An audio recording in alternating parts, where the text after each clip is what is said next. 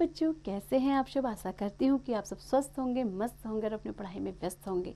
बच्चों, आज हम पढ़ रहे हैं एक नया पाठ जिसका शीर्षक है विराम चिन्ह यानी कि पंक्चुएशन। तो बच्चों, भाषा के मौखिक रूप में भावानुसार विभिन्न स्थानों पर रुकने की प्रक्रिया विराम कहलाती है। बच्चों, विराम मतलब रुकना तथा रुकने की इस प्रक्रिया को लिखित रूप में प्रकट करने के लिए लगाए जाने वाले चिन्हों को विराम चिन्ह कहा जाता है। जैसे रोको, फिर देखिए एक अल्प विराम लगा है, मत आने दो। दूसरा है रोको मत आने दो। तो बच्चों देखिए, एक क्या है, यहाँ पे रोको के बाद लगा है और यहाँ पे मत के बाद लगा है। कौन सा साइन? अल्प विराम का। तो बच्चों, लिखते समय कुछ स्थानों पर रुककर बोलने के लिए संकेत देने वाले चिन्हों को विराम चिन्ह कहते हैं। ये परिभाषा आपको याद भी कर लेनी है। तो बच्चों देखिए, रोको मत आने दो, इसका अलग अर्थ है कि रुक जाओ मत आने दो, और रोको मत आने दो तो क्या है, उसको रोको मत आने दो। तो दोनों का अर्थ क्या हो गया? विराम चिन्ह लगाने से अलग अलग हो गया। तो बच्चों, हिंदी में प्रचलित कुछ प्रमुख विराम चिन्हों के बारे में भी जान लेते हैं। तो सबसे पहला है पूर्ण विराम, दूसरा है अल्प विराम, तीसरा है अर्ध विराम, चौथा है प्रश्नवाचक चिन्ह, पांचवा है विस्मयादिबोधक चिन्ह, छठा है योजक चिन्ह, सातवां है उदाहरण चिन्ह, आठवां है लाघव चिन्ह, नवां है कोष्ठक और 10वां है निर्देशक चिन्ह। तो बच्चों, आइए सबसे पहले जानते हैं पूर्ण विराम यानी कि फुल स्टॉप के बारे में। तो बच्चों, पूर्ण विराम का प्रयोग वाक्य के समाप्त होने पर किया जाता है। जैसे रवि ने अपना पाठ याद कर लिया है, भारत एक कृषि प्रधान देश है। तो बच्चों, इसका साइन भी दिया गया, कैसे लगता है पूर्ण विराम? ऐसे लगता है। अब दूसरा है बच्चों अल्प विराम यानी कि कॉमा, ये कैसे लगता है बच्चों?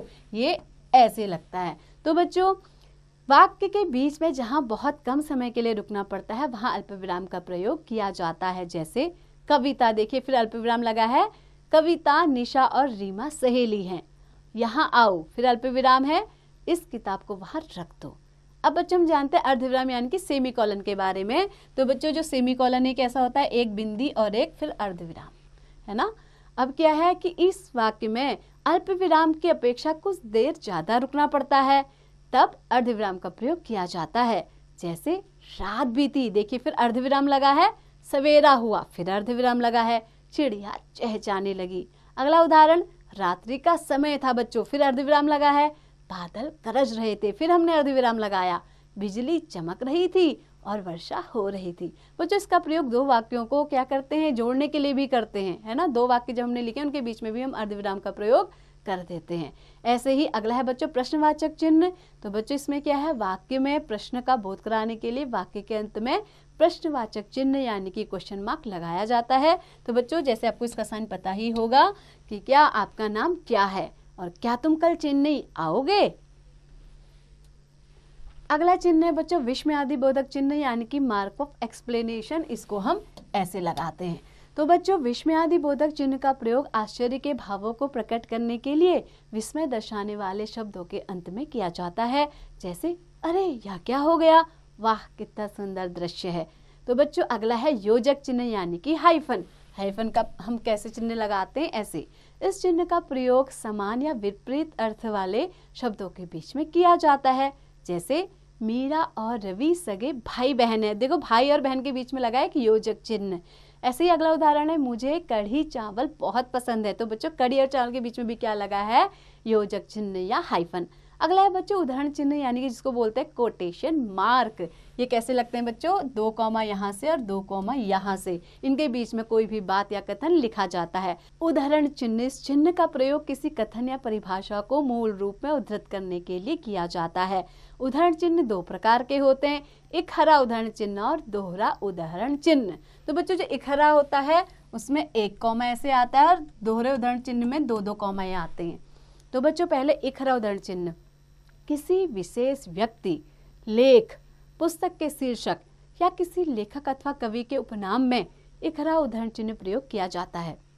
जैसे गृह शोभा गृहिणियों की लोकप्रिय पत्रिका है। तो बच्चों, गृह शोभा में क्या लगा है? इकहरा उदाहरण चिन्ह।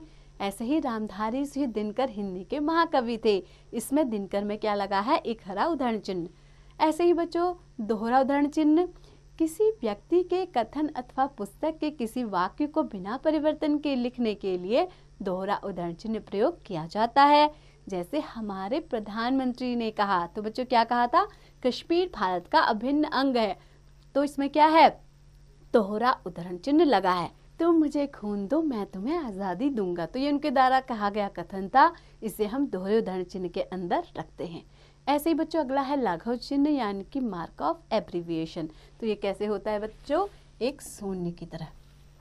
किसी शब्द को संक्षेप में लिखने के लिए लाघव चिन्ह का प्रयोग किया जाता है। बच्चों लाघव चिन्ह यानी कि लघु चिन्ह, जैसे डॉक्टर वर्मा रोगी को देख रहे हैं, तो डॉक्टर को हम बड़ा भी लिखते हैं, अगर उसको शॉर्ट में लिखना है तो हमने क्या किया? उसमें लाघव चिन्ह का प्रयोग कर दिया है।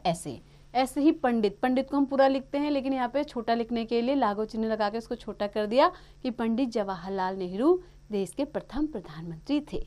अब बच्चों देखिए नवा है कोष्ठक यानी ब्रैकेट्स। वाक्य में प्रयुक्त कठिन शब्दों के अर्थ, क्रम सूचक अंक तथा अक्षर प्राय कोष्ठक में दिए जाते हैं। जैसे कुटीर यानी कि कुटीर का दूसरा अर्थ क्या है? छोटे, तो उसको दिखाने के लिए हमने ब्रैकेट लगा दिया। उद्योगों को बढ़ावा देना चाहिए। ऐसे ही 1, 2, 3, 4, 5 जब हम नंबर डालते हैं उनमें भी हम कभी ब्रैकेट का उपयोग करते हैं। ऐसे ही क, ख, ग, घ, ङ, इसमें भी हम क्या करते हैं? ब्रैकेट या फिर कोष्ठक का प्रयोग करते हैं। अब बच्चों अगला है निर्देशक चिन्ह यानी कि डैश। इसको बच्चों एक एरो से भी दिखा सकते हैं और ऐसे सीधे भी। किसी बात का आगे उदाहरण देने के लिए निर्देशक चिन्ह का प्रयोग किया जाता है। जैसे निम्नलिखित वाक्य को पढ़िए, हम कहते हैं इस वाक्य को पढ़िए, फिर हम क्या लगाते हैं? एक बड़ा सा डैश लगाते हैं। आगे देखिए, फिर एक बड़ा सा डैश। ये क्या है? निर्देशक चिन्ह।